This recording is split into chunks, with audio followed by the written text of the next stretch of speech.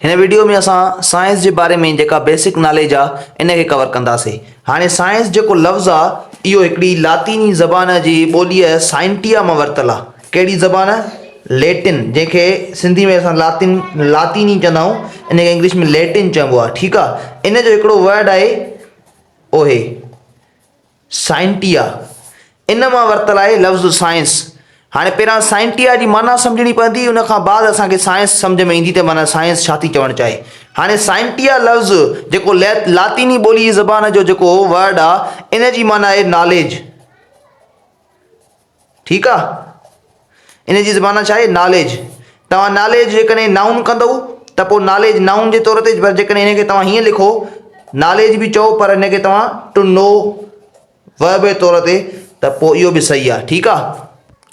जी हे ॾिसो हिते लिखियल अथव the word science comes from the Latin word scientia which means knowledge or to know. हाणे ॾिसो हे ॿुधाए थो लैटिन ॿोलीअ जो साइंटिया में वरितल आहे, हिन जी मीनिंग छा आहे? नॉलेज या अंडरस्टैंडिंग। ठीकु आहे। बहरहाल हाणे साइंस जी माना छा आहे? ठीकु आहे। हाणे साइंस जी माना आहे science means learning about the world by observing, testing and finding the truth. हाणे साइंस असांखे छा कंदी आहे?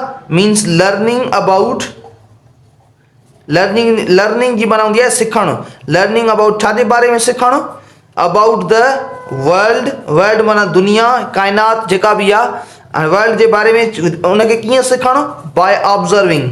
ऑब्जर्व चइबो आहे यानी सम्झण खे। ऑब्जर्विंग स्पेल ईअं ई आहे। ठीकु आहे।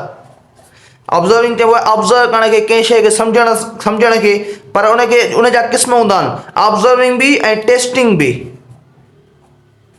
ठीकु आहे। इन खे अञा वधीक थोरो एग्ज़ाम्पल सां सम्झूं था। And finding truth, finding the truth.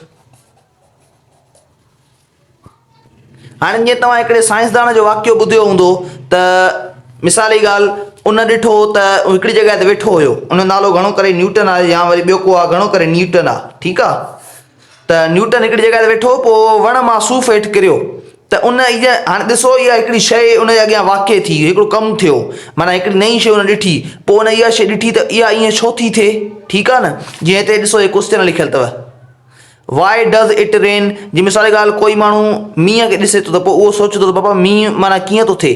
त इहा काइनात अलाह सां ई ठही आहे, पर उनजे काइनात में अलाह सां हर शइ खे असबाब सां, हर शइ खे माना सबब सां यानी ठाहियो आहे। ठीकु आहे न। हर शइ जा अलाह सां हिकिड़ा दर्जा ठाहिया आहिनि, यानी असबाब ठाहिया आहिनि। ऐं जेके अलाह साईं बारिश वग़ैरह वसाईंदो आहे, इन जे पोयां बि अलाह साईं हिकिड़ो निज़ाम रखियो आहे। इन निज़ाम खे असां सम्झंदासीं त कहिड़ी शइ जे ज़रिए सम्झंदासीं, ऐं उन में असांखे सम्झण में जेका मदद ॾींदी उहा केरु आहे? साइंस आहे। ठीकु आहे। हाणे वाई मिसाली ॻाल्हि, बारिश छो थी थिए? Why is the sky blue, आसमान नीरो छो थो नज़र अचे? Why do how do plants grow, जेके प्लांट आहिनि, ॿूटा आहिनि, इहे कीअं था वधनि, इन जे बारे में जेका ऑब्ज़र्व स्टडी थींदी उहा बि कंहिंमें थींदी? साइंस में थींदी। How does a mobile phone work, mobile phone कीअं थी कमु करे, त इन क़िस्म जी स्टडी बि कंहिंमें थींदी? साइंस में थींदी। ठीकु आहे।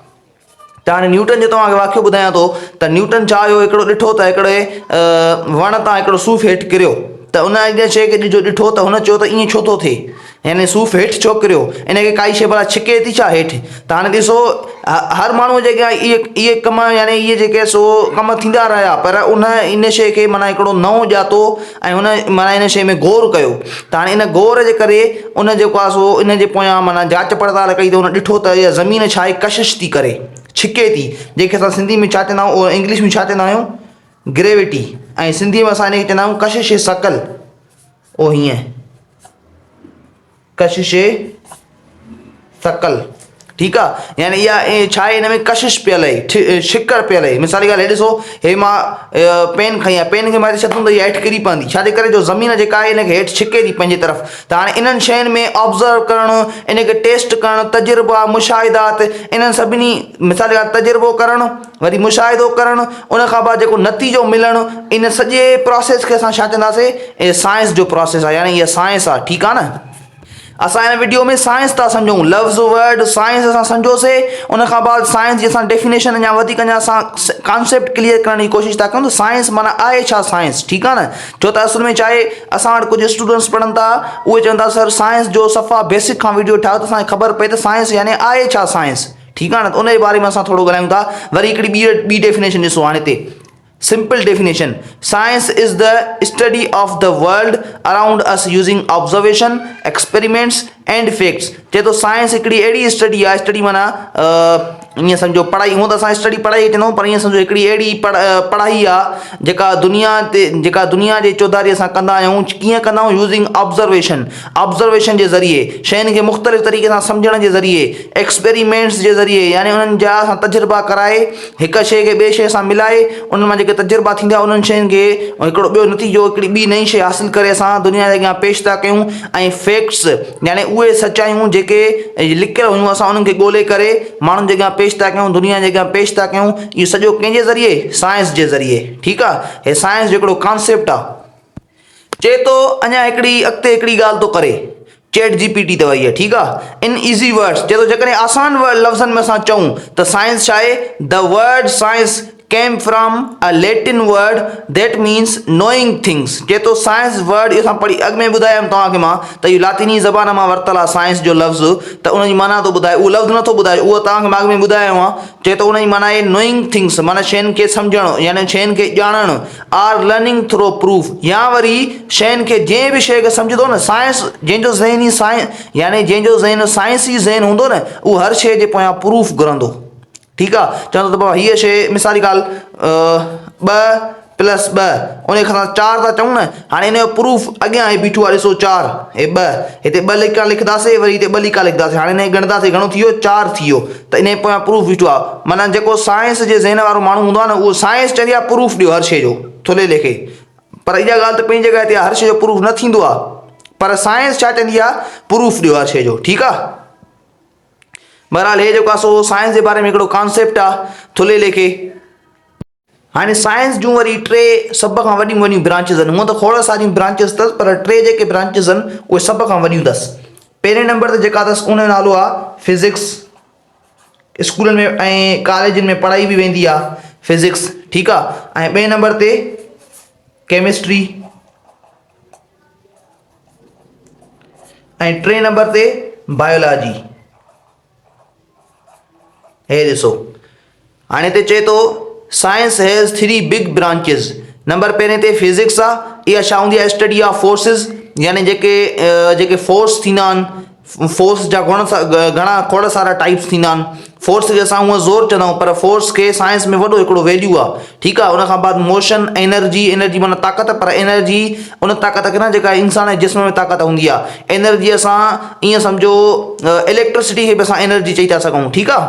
उन खां बाद केमिस्ट्री छा आहे, स्टडी ऑफ मैटर खे असां सिंधी में चवंदा आहियूं मादो, ठीकु आहे। जीअं हाणे ॾिसो न, हर शइ जेका बि आहे, पनो आहे, पेन आहे, इन जे अंदरि बि मैटर पियल आहे। मैटर माना उहो उनजो सफ़ा खां नंढे में नंढो ज़रड़ो, जेको उन मिसाल खां पने खे असां टुकड़ा कयूं, टुकड़ा कंदा वञूं, एतिरो नंढो कंदा वञूं जो असांखे नज़र बि न अचे, उहो आख़िरी वञी जेको टुपको वञी बचंदो, उहो तव्हां छा हूंदो, मैटर हूंदो, ठीकु आहे।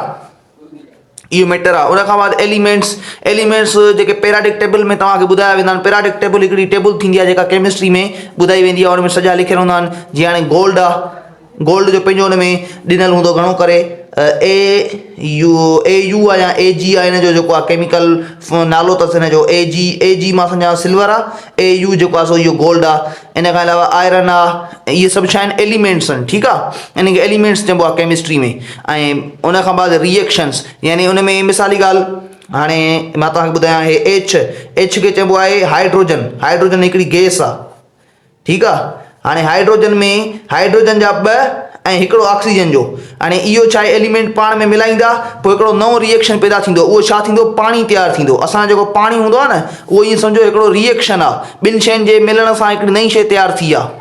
हे उहा ॻाल्हि थो करे, रिएक्शन्स। 3 नंबर ते आहे बायोलॉजी। हाणे बायोलॉजी छा हूंदी आहे, स्टडी ऑफ लिविंग थिंग्स, जेके जानदार शयूं हूंदियूं आहिनि उन्हनि जी स्टडीअ खे, उनजी पढ़ाईअ खे असां छा चवंदा आहियूं, बायोलॉजी चवंदा आहियूं। वरी बायोलॉजी में अलॻि सां ॿियूं ब्रांचिस हूंदियूं आहिनि, जीअं बॉटनी थी वई, ज़ूलॉजी थी वई, ऐं ॿियूं बि खोड़ सारियूं अथसि, ठीकु आहे। वॾियूं इहे 2 अथसि, बॉटनी, ज़ूलॉजी। चए थो these 3 form the foundation of science. इहे जेके टे वॾियूं जेके इन जूं ब्रांचिस आहिनि इहे साइंस खे वॾो हिकिड़ो बुनियादु ॾींदियूं आहिनि। ठीकु आहे, इहा ॻाल्हि थो करे। ऐं हिते हिकिड़ी ॿी बि ॻाल्हि करे थो, चए थो साइंस इज़ रिपीटेबल। इन जो मतिलबु आहे जॾहिं मिसाली ॻाल्हि हिकु शइ जो तजुर्बो कयो वियो उन जो नतीजो साॻियो निकितो, मिसाली ॻाल्हि नतीजो निकितो, वरी ॿी शइ मिलाई वई उन जो नतीजो बि साॻियो निकितो।